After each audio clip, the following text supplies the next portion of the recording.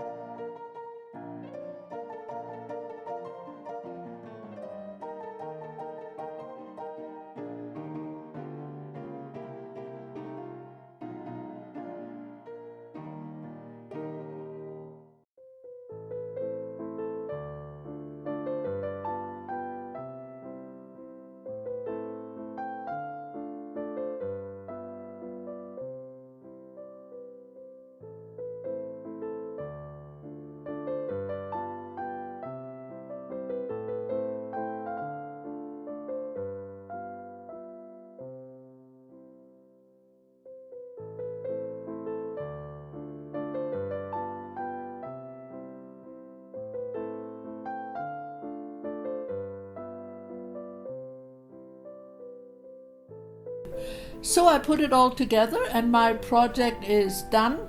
It's secure, and I actually added 2 screws all the way from the back going through the second piece of wood into the skull to secure it even more. Now here you might see that I scratched off some of the gold leafing off this gear because it was just too bright for my liking. Better now. I really do like the resin eye. I never worked with resin before and it came out so cool. I also, of course, like his gold tooth and the gold etching here on the side, all the lovely texture and the great color combo. Now here the back is still unfinished. It does have a hanger and I might paint it black in the future. I really hope that throughout my process you were able to catch all the many details, especially the moving parts and how they worked and how I put everything together. Now I often get the question of how much I plan ahead. And yes, I plan ahead a little bit. I have my main components, of course, that get me going. And then I pick some smaller elements that I really want to include, like the hoses, like some of the moving parts, the eye in this case. And then, of course, I have to leave room for those to fit, for those to move, and not to interfere with anything else. For the rest, things really kind of evolve, and that's the fun of putting assemblages together. There are a lot of decisions to be made. It changes moment by moment, and it just makes it exciting, and it's always a surprise to me where I end up. It really takes a while to complete a piece like this, lots of steps. So if there are any questions you may have for me, don't hesitate to ask. I'm always happy to hear from you. Take care. See you soon.